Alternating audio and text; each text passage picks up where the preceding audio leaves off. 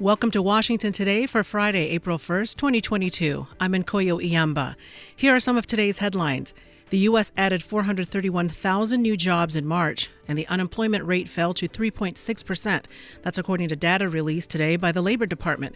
The labor force participation rate rose to 62.4%, and the proportion of working-age adults in the labor force rose to 60.1%. Jeffry Bartash from MarketWatch will tell us what these numbers mean in just a moment. Marijuana was the main topic in the House of Representatives earlier. Lawmakers passed a bill to legalize marijuana on the federal level. The MORE Act would make possessing and using marijuana legal under federal law. Politico's Natalie Fertig will give us an analysis of today's debate coming up. The Centers for Disease Control and Prevention announced that on May 23rd, the Biden administration will end Trump-era pandemic restrictions that effectively blocked migrants from entering the United States. A statement from the CDC noted that it's working with the Department of Homeland Security to give it time to implement appropriate COVID-19 mitigation protocols. We begin with news on jobs and the economy. High gas prices and inflation may rattle some consumers, but President Biden had optimistic news for Americans, even calling the state of the economy an historic recovery. Here's President Biden speaking from the White House dining room. Today, we learned that in March, our economy created 431,000 jobs. Nice sound to it. We also learned that in January and February, our economy created 100,000 more jobs than we previously had thought. That means that over the last 3 months, the economy has created more than 500,000, more than 500,000 jobs a month. Over the course of my presidency, our recovery has now created 7.9 million jobs. More jobs created over the first 14 months of any presidency in any term ever. And that's striking. But what's even more striking is this. In March, the unemployment rate fell to 3.6%, down from 6.4% when I took office about 15 months ago. The fastest decline in unemployment to start a president's term ever recorded. In fact, there have been only 3 months in the last 50 years where the unemployment rate of America is lower than it is now. And what it means is clear, it's very clear. Americans are back to work. And that's good news for millions of families who have a little more breathing room and the dignity that comes from earning a paycheck, just the dignity of having a job. And more Americans get jobs as they do. It's going to help ease the supply pressures we've seen. And that's good news for fighting inflation. It's good news for our economy, and it means that our economy has gone from being on the mend to being on the move. Unemployment rate drops to near a half-century low. For more on the economic report, we turn to economic reporter for MarketWatch, Jeffry Bartash. Please give us some context on these numbers. The jobless rate fell to 3.6% in March. It reached 3.5% right before the pandemic began. The last time the jobless rate was this low was 1969, so a little more than half a century. It just goes to show how tight the labor market is. And what that means is companies have record number of job openings. They want to hire. Layoffs are at record lows. The problem is finding enough workers to fill all the open jobs. And what are you hearing from corporations or businesses about finding workers? Businesses are doing whatever they can. And for workers, part of what's been great for them is that means higher wages and benefits. A lot of people are job hopping. They're switching from one job to another. The increase in hourly pay for the typical American worker has risen almost 5.6% in the past year. That's the highest rate since the early 1980s.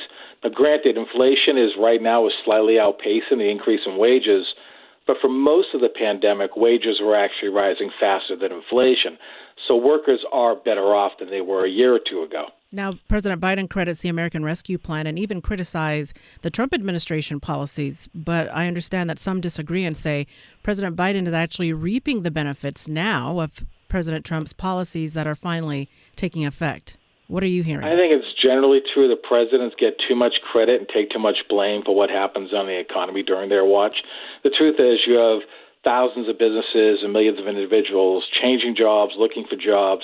A lot of what's going on is happening in the private sector and would have happened probably regardless of who is president.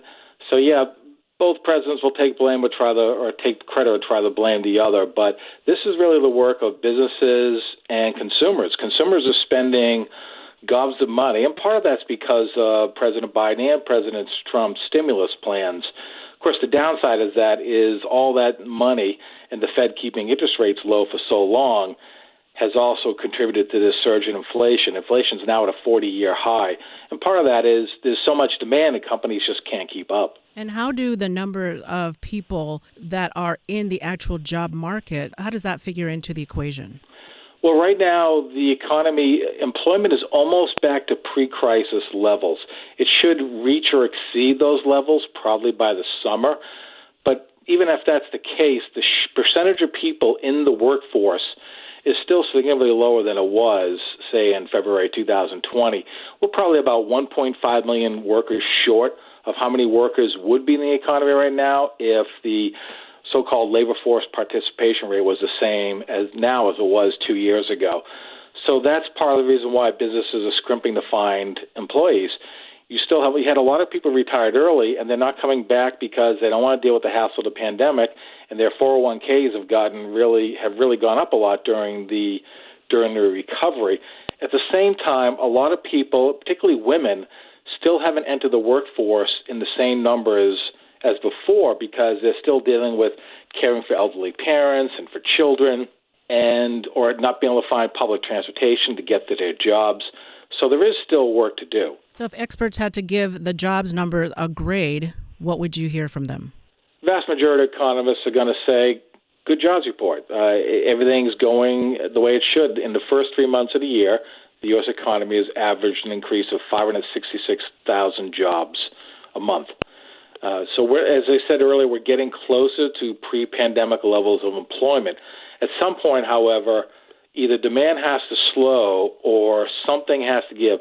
Somehow more people have to come into the labor force, whether that's retirees being drawn back in by higher pay of benefits, whether it's an increase in immigration.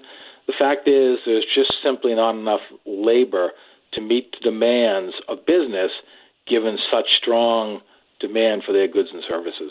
Economic reporter for MarketWatch, Jeffry Bartash, find his reporting at marketwatch.com. Thank you very much for helping us make sense of all those numbers. My pleasure. The Biden administration, which is pushing automakers to get more electric vehicles on the road, is setting higher fuel economy rules that require some cars and trucks to get nearly 50 miles per gallon of gasoline by 2026. That's as part of efforts to cut carbon pollution and save consumers money. Transportation Secretary Pete Buttigieg made the announcement at a press conference earlier. In fact, transportation is the second largest cost for American families, only behind housing. Middle-income and low-income households spend almost 20% of their paycheck on transportation.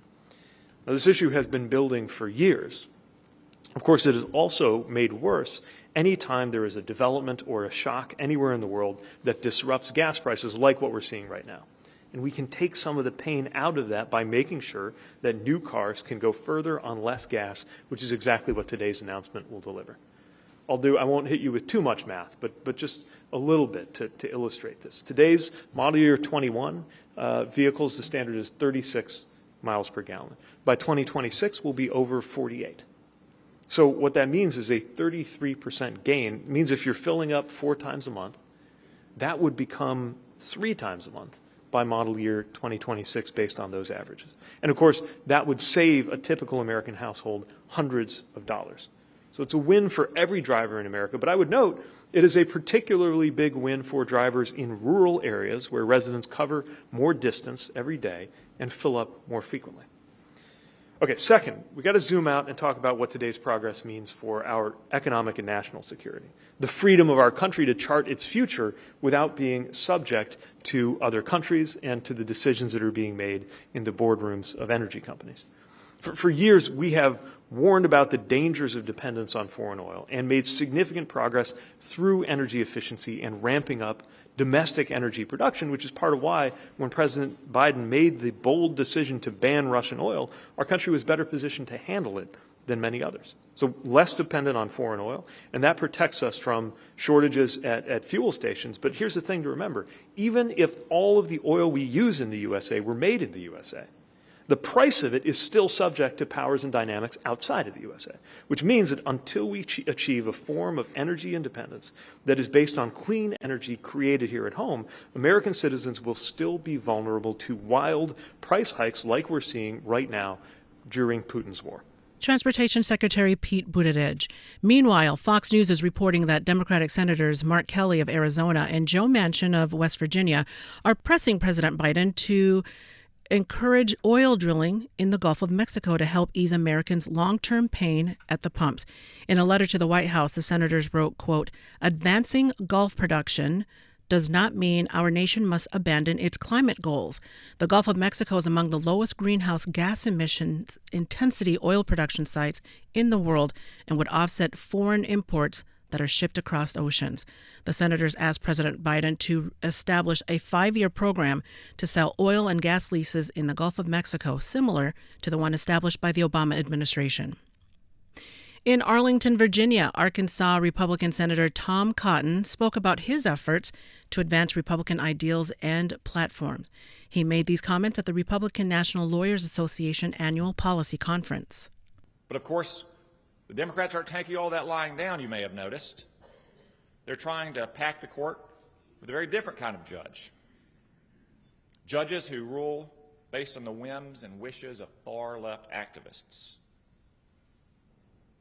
I would single out some of their district court and Court of Appeals nominees as the worst examples, but there's too many to pick from. So let me focus on the nominee in the news now. The Democrats are poised to confirm Judge Ketanji Brown Jackson to a lifetime appointment on our Supreme Court. Judge Jackson may be a fine woman, but she has been a radical, far-left activist her entire life and didn't change when she put on black robes 10 years ago. She's an apostle of the left-wing lie that our criminal justice system is inherently racist and that we lock up too many criminals for too long. Her confirmation will be a major setback for the court, for the rule of law, and for the safety of law-abiding Americans. There's a lot that Judge Jackson doesn't seem to know, or at least she claims not to know. She claims not to know what a woman is. Which, by the way, how did Joe Biden know that she was a woman when he nominated her to fill the campaign promise he made in the first place? Republican National Lawyers Association also presented Arkansas Senator Tom Cotton with the Edwin Meese Award. Edwin Meese served as the 75th Attorney General under President Reagan. Washington Today continues in a moment. When President Joe Biden was in Poland recently, he said this about Russian President Vladimir Putin. The single most important thing that we can do from the outset is keep the democracies united in our opposition and our effort to curtail the devastation that is occurring at the hands of a man who I quite frankly think is a war criminal. And I think it will meet the legal definition of that as well. Putin isn't the only world leader that Joe Biden has considered to be a war criminal. In the next episode of C-SPAN's The Weekly, find out who else has made his list. Here's a hint. Joe Biden didn't think this other world leader was just a war criminal. He called him a damn war criminal, repeatedly. C-SPAN's The Weekly. Find it and follow wherever you listen to podcasts.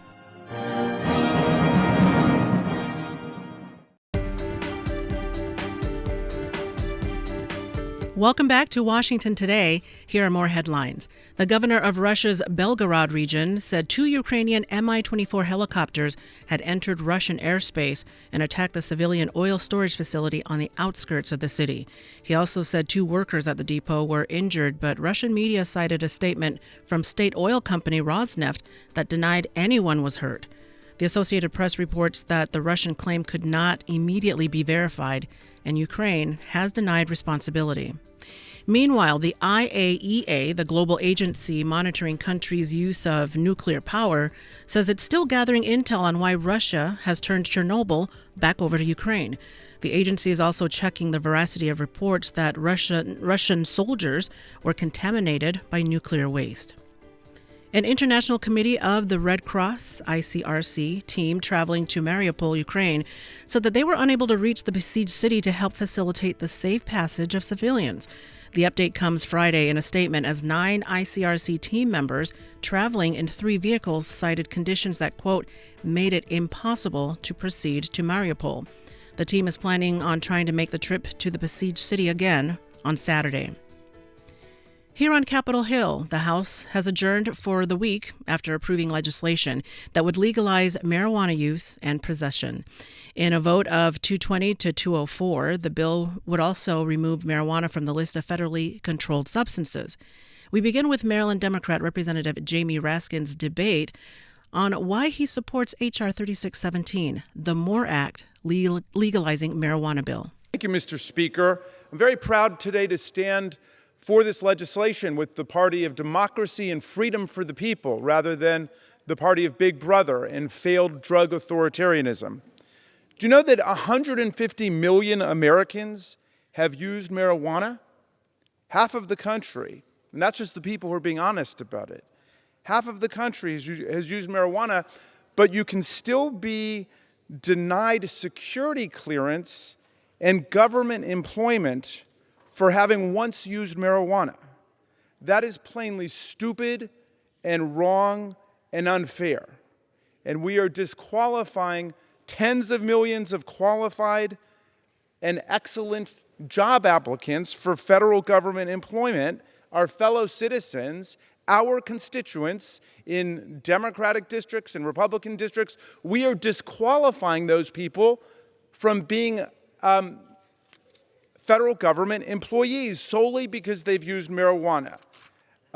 My amendment is one that every member of the House should support. It says that Americans should not be denied a security clearance simply because they have used marijuana.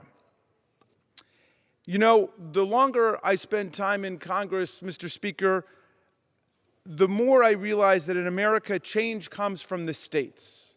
It comes from the people. That's how we got child labor laws. That's how we got women's suffrage. That's how we got direct election of U.S. senators. And now so too with our draconian, obsolete, and failed marijuana laws. Look what's happening out in America. 18 states, plus Washington, D.C., have now passed laws allowing adult use of marijuana. In other words, they've accepted the anti-prohibition principle that's in our Constitution. Maryland Democrat Representative Jamie Raskin.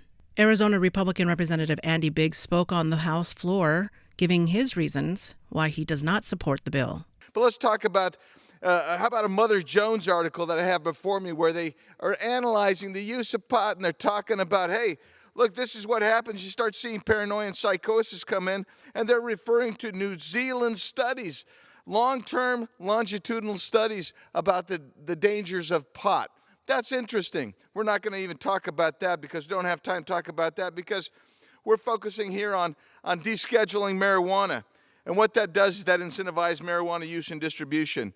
But this bill is also reckless in its approach. It provides no limits on or requirements to clearly identify the potency of marijuana or its extracts or concentrates. In 95, for instance, the THC concentration was about 4% on average. Today, it goes between 20 and 99%. It also doesn't deal with what the Surgeon General says needs to be the case, that the age limit should be under age 25. This doesn't get into any age limit, doesn't cover that, yet that's what the Surgeon General says. In fact, the Surgeon General's advisory says human brain continues to develop from birth into the mid-20s, vulnerable to the effects of addictive substances, like marijuana. In fact, it goes on to say frequent marijuana use during adolescence is associated with changes in the areas of the brain involving attention, memory, decision-making, and motivation. Arizona Republican Representative Andy Biggs. With more on the marijuana bill, cannabis reporter for Politico Natalie Fertig writes, "Weed vote exposes political rift on criminal justice reform." Please give us a brief background on H.R. 3617, the MORE Act legalized marijuana bill. Yeah, so this is the second time that this bill has passed the House. It passed in the last Congress in December 2020. And so this bill is put forward by progressive Democrats. It is a criminal justice reform bill. It would decriminalize cannabis on the federal level and then allow states to decide if they want to legalize it or not. But it also would expunge some past cannabis records, and it would create these grant programs through the Small Business Administration to help support those people that have been impacted by the last 7-odd decades of the war on drugs, and also for minorities, for women business owners, and things like that. And those grants are really where the conflict between Democrats and Republicans is starting to shape up. You don't see a lot of Republican support yet for decriminalization, but amongst the lawmakers that do support it, this was really the deciding factor for some of them to not vote for this bill. And speaking of which, there are reports that say 90% of Americans want to legalize marijuana, but Congress can't come together on the bill. In fact, some are saying that they don't want taxpayer money to fund this bill. Yeah, so there are a number of different tax proposals, and, Republicans traditionally are a party that focuses on having lower taxes, especially for small business owners. It would be assumed that there would need to be some sort of taxation in order to help the TTB manage a new cannabis industry. But where that line lies on taxes and what those taxes go for, in this bill, they predominantly go to these small business grant programs.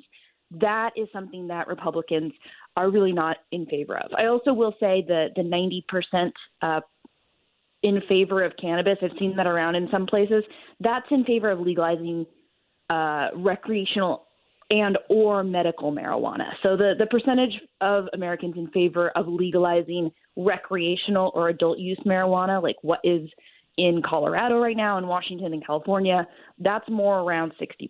But then 30% more of Americans are also in favor of medical marijuana. So just to clarify that a little bit. Cannabis reporter for Politico, Natalie Fertig. Find her reporting at Politico.com. Tell us what surprised you about some of today's debates.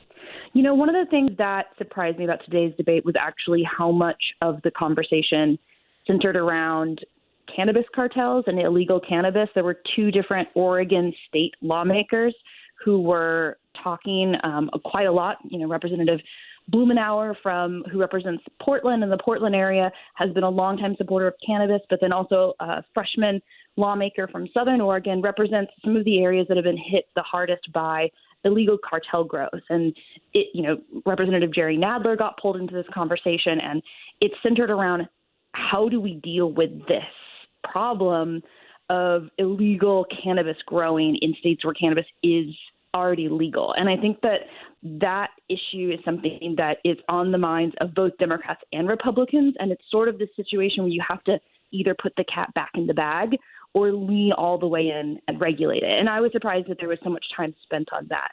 Something else that I've noticed is that no lawmakers on either the Democrat or Republican side really have everything clear on cannabis policy. Majority Leader Hoyer listed the wrong numbers of states that have legalized both recreational and medical marijuana today. We saw lawmakers talking about studies on drug driving and getting them slightly wrong. Some people saying there's no solution for testing for impairment with driving when there are solutions. They're just expensive. It really kind of struck me that lawmakers are learning more about this issue, but they still have a long way to go to really understand cannabis policy and what's going on in so many states around America right now. And speaking of which, you wrote in your article that the bill was passed by a vote of 220 to 204, largely along party lines, and still with no real path to President Joe Biden's desk. So what's next? Yeah, so what's next is that the Senate is going to be looking at their own cannabis decriminalization bill. It will not be the MORE Act. It's a bill that is being put forth by Majority Leader Chuck Schumer and Senators Cory Booker and Ron Wyden. But that bill does not even have full support from Democrats yet. My colleague and I went around and talked to a lot of moderate Democrats last year and found that a number of them do not support the concept of federal decriminalization of cannabis yet. So, Democrats have a one-vote majority, that vote being the vice president in the Senate right now. And in order to get a cannabis bill passed, they would need 60 votes. So they don't even have all Democrats, let alone 10 Republicans to vote along with them. So that's going to be a big hurdle in getting something to the president's desk. And the bill that passed the House today did not have strong Republican support. If it had had strong Republican support, this is all hypothetical, but you have to ask, would that have made any impact in the Senate? It may not have. The House regularly passes bills with bipartisan support that the Senate never takes up, but they do often, when they do pass those bills, they then use that bipartisan support to pressure the Senate, and they don't have that in this bill that passed today. So what happens in the Senate, the House does not have strong leverage right now to say to the Senate, hey, look what we did. We found a bipartisan solution to this problem.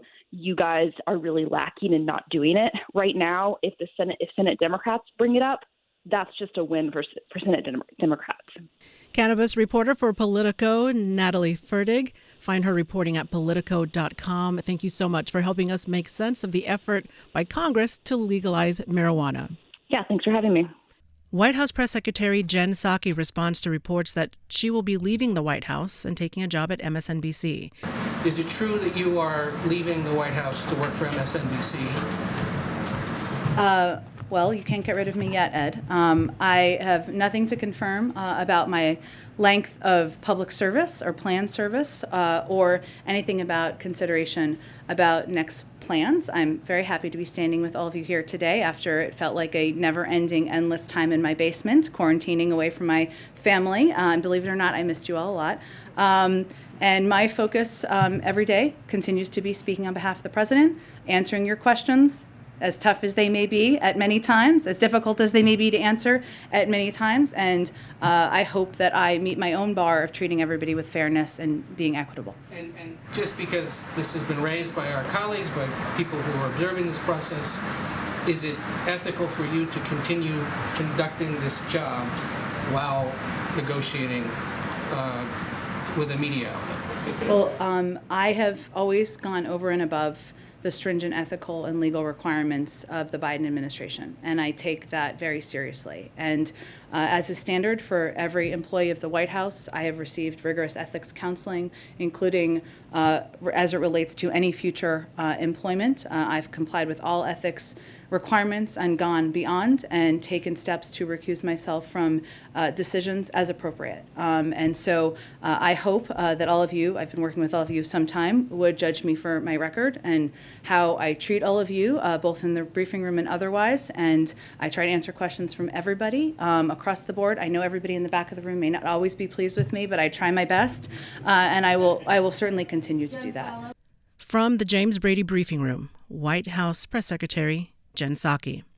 Texas Republican Senator Ted Cruz might have helped sell some books that he criticized. According to collective data from NPD BookScan, print sales of the 5 books that Senator Ted Cruz held up during his questioning of Judge Ketanji Brown Jackson last week soared 869%.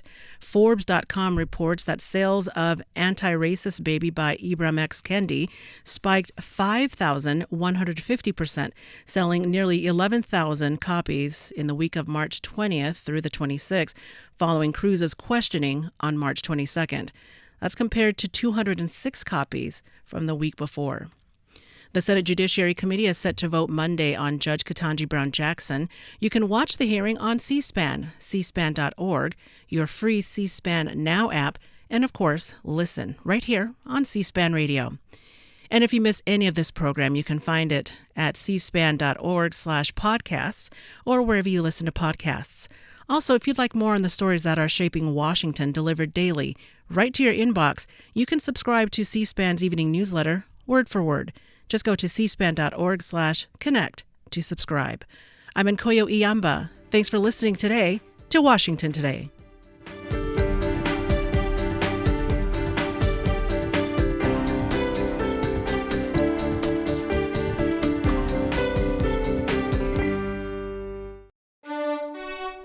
C-SPAN's Washington Journal.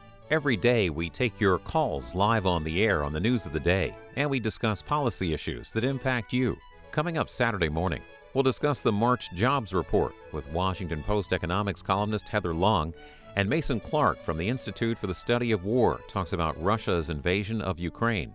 And then Dr. Joshua Sharfstein, Vice Dean for Public Health Practice at Johns Hopkins Bloomberg School of Public Health, discusses the Public Health on Call podcast and the latest developments in the coronavirus pandemic.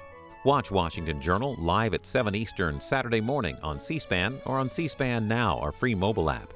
Join the discussion with your phone calls, Facebook comments, texts, and tweets.